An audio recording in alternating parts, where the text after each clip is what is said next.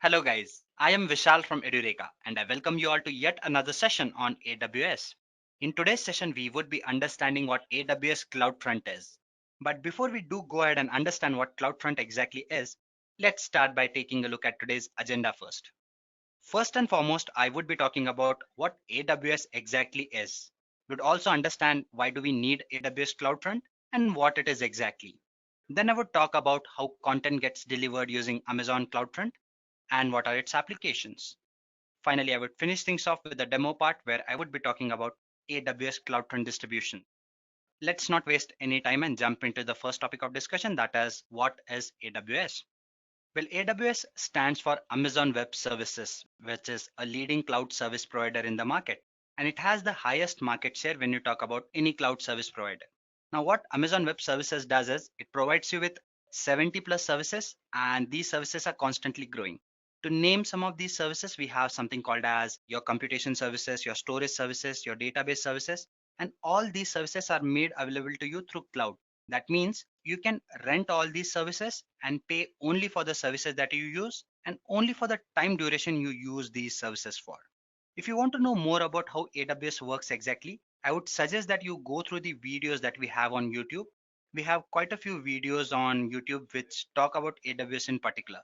All you have to do is you have to go to our YouTube channel and type Edureka AWS and you'd be having all the videos that are related to AWS.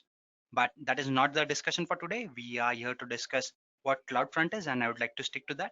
So coming back to CloudFront, when you talk about AWS, you have some services. Now what AWS does is it offers you various infrastructure as services and even platform as services. Now these services are made available to you in the form of infrastructures or platforms where you can actually go ahead and host your applications or websites. So when you do go ahead and host these applications online, what your cloud provider has to worry about is the way data is fetched. Because if you have a website online, now that website would be visited by quite a few people and they would be requesting particular content or data, right? So in that case, that data has to be made available to your customers. So how does it happen exactly and how does AWS make it happen? To understand that, consider this scenario. Suppose you are a particular user and you're trying to visit a particular website, and imagine that that website is based somewhere at a very far location. Suppose you're based somewhere in USA and that website, its server actually hosts or is based in Australia. Now, in that case, when you make a request for particular object or particular image or maybe content, now your request is sent to the server that is in Australia and then it gets delivered to you. And in this process too, there are quite a few interrelated networks that deal which you are not aware about. The content directly gets delivered to you and you have a feeling where you feel that you type in a particular URL and the content is directly made available to you. But that is not how it works. Quite a few other things happen in the interim. And due to that, what happens is the data that gets delivered to you, it does not get delivered to you very quickly. Why is that? Because you'd be sending in a request, it would go to the original server, and from there the content is delivered to you. Now, if you are based in USA, the situation would be convenient if the data is delivered to you from somewhere close by. Now, when you talk about a traditional system where you are sending a request to somewhere in Australia, this is what happens. Your data or your request is sent to the server based in Australia, and then it processes that request and that data is made available to you, which gets delivered to you. But if you have something like CloudFront, what it does is it sets in an intermediate point where your data actually gets cached first. And this cached data is made available to you on your request. That means the delivery happens faster and you save a lot of time. So how does AWS CloudFront exactly do it? Let's try to understand that. Well, when you talk about AWS CloudFront, what it does is first and foremost, it speeds up the distribution process and you can avail any kind of content, whether it's static or dynamic, and it is made available to you quickly. What CloudFront does is it focuses on these 3 points. One is your routing, two is your edge locations, and three is the way the content is made available to you. Let's try to understand these one by one. When you talk about routing, I just mentioned that the data gets delivered to you through a series of networks. So what CloudFront does is it ensures that there are quite a few edge locations that are located close to you, and the data that you want to access, it gets cached so that it can be delivered to you quickly. And that is why the data that is being delivered to you is more available than in any other possible case. So what happens exactly and how does this content gets delivered to you? Let's try to understand this with the help of this diagram. Suppose you are a user. So basically what you would do is you would send in a request that needs to reach a particular server. Now in this case, what happens is first your request, it goes to an edge location and from there to your server. To understand this too, you have to understand two scenarios. First and foremost, suppose you are based in USA and you want to fetch a particular data that is based in Australia, you would be sending in a request. But what AWS does is instead of sending that request directly to your server, which is based in Australia maybe, it has these interim edge locations which are closer to you. So the request, it goes to the edge location first and it checks whether the data that you're requesting is already cached there or not. If it is not cached, then the request is sent to your original server. And from there, the data is delivered to the edge location. And from there, it comes to you. Now, you might wonder, as in, this is a very complex process. And if it is taking these many steps, how is it getting delivered to me quicker than in normal situation? Well, think of it from this perspective. If you do send in this request directly to the main server, again the data would flow through some network and then it would be delivered to you. Instead, what happens here is at your edge location, the data gets cached. So if you request it again, it would be delivered to you quicker. If it is requested by anyone else, it would be delivered to them quicker. Plus, how edge locations work is when you do send in this request and when the edge location fetches this data from your so-called original server, in that case too, when the first byte it arrives at your edge location, it directly gets delivered to you.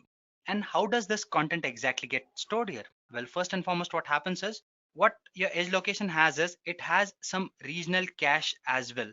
Now, this cache would basically hold all the content that is requested more frequently in your region. Suppose a website has some n number of content, and out of it, some content is kind of requested a lot in a particular region.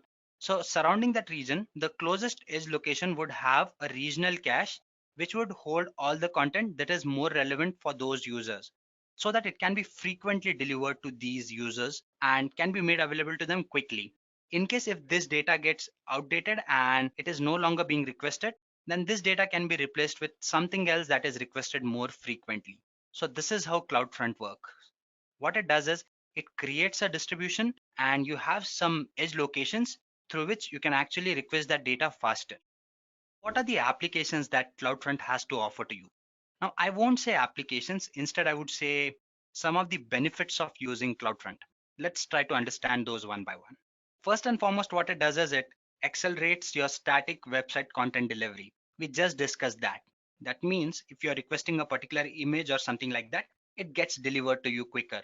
Why? Because it is cached at your edge location and you do not have to worry about any latency issues. Next, what it does is it provides you various static and even dynamic content. Suppose you need some video or a live session or something like that. Even that gets delivered to you quickly. I just mentioned that when you request a particular thing, when the first byte it arrives at your edge location, your CloudFront starts streaming that to you or start delivering that to you. Same happens with your live streaming videos as well. You would be getting that streams instantly without any latency whatsoever. Encryption. Now, when you do access this content, what AWS CloudFront does is it lets you have this so-called domain where you put in HTTPS and you get secured data. So you already have one layer of security, but it also lets you add another layer of security by giving you something called as encryption. By encrypting your data or by using your key value pairs, which is the same, you're actually ensuring that your data is more secured and it can be accessed privately as well. Customization at the edge. Now, what do I mean by this? Now, there is some content that needs to be delivered to the user or to the end user. If the customization it happens at the server, again, it might be time consuming and there are quite a few drawbacks of it. Say, for example, I need a particular content and it needs to be processed or customized at the very last moment.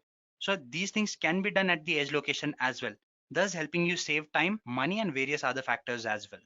And finally, what it does is it uses something called as Lambda Edge, which again lets you deal with various customizations and lets you serve your content privately.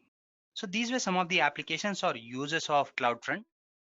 What I'm going to do now is I'm going to switch into my AWS console and I'm going to talk about AWS CloudFront distributions and how can you go ahead and create one. So stay tuned and let me quickly switch into the console first. So yes, guys, what I've done is I've gone ahead and I've logged into my AWS console. Now, for people who are completely new to AWS, what you can do is you can actually go ahead and create a free tier account. You have to visit AWS website and search for free tier. You would get this option. Just create an account. They would ask you for your credit or debit card details probably, but they won't charge you. A minimal amount is charged and that is reverted back to your account. That is for verification purpose. And after that, what AWS does is it offers you certain services which are made available to you for free for one complete year. That is, as long as you stay in the limits or the specified limits which AWS has set. So those limits are more than enough to practice or to learn AWS. So if you want to go ahead and get a proper hands-on on various AWS services, I would suggest that you do visit their website and create this free tier account. Once you do have that account, you have all these services that are made available to you. As I just mentioned, there are 70 plus services, and these are the services that are there, which you can actually go ahead and use for different purposes. Our focus today, however, is creating a CloudFront distribution, which we just discussed in the so-called theory part. I would be repeating few topics here too while we do go ahead and create our CloudFront distribution. Now, as I've already mentioned, we want to fetch data or fetch a particular object, and if that is placed at a particular edge location, that would be made available to me. So what we are doing here is imagine that our data is placed at a particular original server. In our case, let's consider it as an S3 bucket. Now, S3 is nothing but a storage service with AWS, that is simple storage service rather, that is SSS, and that is why we call it S3. So what we are going to do is we are going to go ahead and create an S3 bucket. In that, we would be putting in certain objects and we would be accessing that by using our CloudFront distribution. So let's just go ahead and create a bucket first. You can see we have S3 in my recently used services. You can just type S3 here and that would be made available to you. You can click on it and your simple storage service opens. You would be required to go ahead and create a bucket. This is how you do it. You click on create and you give it some name, say maybe bucket, use small letters, bucket for AWS demo maybe, and I would give in some number 000. I say next, next, next. I need a basic bucket, so I won't be putting in any details. Do we have a bucket here? Ah, there you go. We have a bucket here. And in this bucket, what I'm going to do is I'm going to put in some content that we can actually request for. So let's just go ahead and create an HTML file and put in maybe an image or something. So I have a folder here. In that folder, I have a logo of Edureka. I would be using that logo and I would want to go ahead and create an HTML file which I can refer. So I would open my notepad and I would write a simple HTML code. I won't get into the details of how to write an HTML code. I assume that you all know it. If not, you can use this code. So let's create a head file basically, or a head tag rather. Let's say demo tag maybe. And I close this head tag. I need some body in here, right? So let's say, let the body be say, welcome to Edureka. And I end the body here. And I save this file. I say save as. Where do I want to save it? And save it here, and I would save it as say maybe index dot html. I say save. It probably got saved somewhere else. Let me just copy it and paste it here. I've done that. This is the file. Now we have these files. Let's upload it to our S3 bucket. Come here, I say upload. I want to add files, so add files. Where do I go? I go to the F folder, I go to demo and I select these two files and I say upload. There you go, my files are here and I say upload. Small files, so should not take a long time. 50% successful, 100% successful. There you go, you have these two files. Now we have our S3 bucket and we have two files. This is our origin server. Now I need to create a distribution and use it. To do that, I would click on services and come here and I would search for CloudFront. There you go. And I say create a distribution. So I click on this icon. Now you have two options. First one is something that lets you have your static data moved in or moved out, or if you want to live stream your data, you should go for this option, but that is not the case. We would be sticking to this thing. I say get started. I need to enter in a domain name. So it gives me suggestions, and this is the first one which I just created. Original path is something that you can give in for the folders from where you want to access the data, but mine directly resides in the bucket. There are no extra folders, so I don't need to enter anything. Original ID, this is what I have here. Basically, I can use this, or I can just go ahead and change the name if I want to, but I would let it stay the way it is. Restrict bucket access, yes, I want to keep it private, so I say restrict and I create a new identity. And there you go, I have a new user created here. Apart from that, grant read permissions on bucket. Yes, update my bucket policy accordingly is what I would say. Then I would scroll down, customer headers and all. I don't need to put in these details. How do I want my data to be accessed? The protocol policy. I would say redirect HTTP to HTTPS so that it is secured. If I scroll down, I have some other options as well. Cached HTTP methods and all those things. Do I need to change these? Object caching, can I customize it? Yes, I can, but again, I would be using the by default one. If you want to, you can customize it.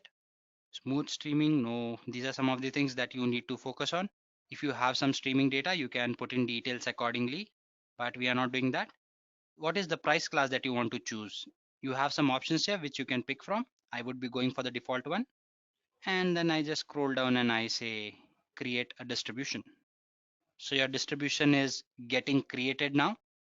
And this process might take a longer while. If you click on this thing, you'll realize that it is in progress and it takes somewhere around 10 to 12 minutes for this distribution to get created. So meanwhile, I'm gonna pause this session and I would come back with the remaining part once this distribution is completed. So bear with me for that while. So there you go. The distribution has been deployed. The status is deployed here. So we can actually go ahead and use this thing. Now we have a domain name here which I can use and I can just enter it here and we would be redirected to the page. And what happens here is you would be actually given access to this page through the edge location. That means you're not going to the server. Instead, the data is being cached to you from your distribution or your edge location rather. So you enter this website and you hit the enter button. There's an error. It shouldn't have been. Oh, I know what just happened. When you do go ahead and create your so-called distribution, in that you actually have an option of selecting a by default file, which I did not. So I'll have to give in an extension here saying slash index.html. And if I hit the enter button now, it should redirect you to the demo tag, which says welcome to Edureka, right? So this was the HTML file that we created. And we also had a PNG file, which we wanted to access. The name was logo.png. Okay, this is funny. This should not happen. Why is this happening? Let's take a look at it, whether we have that file there, because if it was there, we should be able to access it. And what was my bucket? This was the one. Oh, this has happened. When I uploaded that file, it got saved with this extension .png. So if I come here and I type .png here, there you go. You have that object delivered to you through your so-called distribution. So yeah, this was about CloudFront. I hope you all had something new to learn and understand. If you do have any queries, put those queries in the chat box below and we would be more than happy to get back to you with the answers as soon as possible. As far as this session goes, I would be resting it here. Thank you. Bye-bye.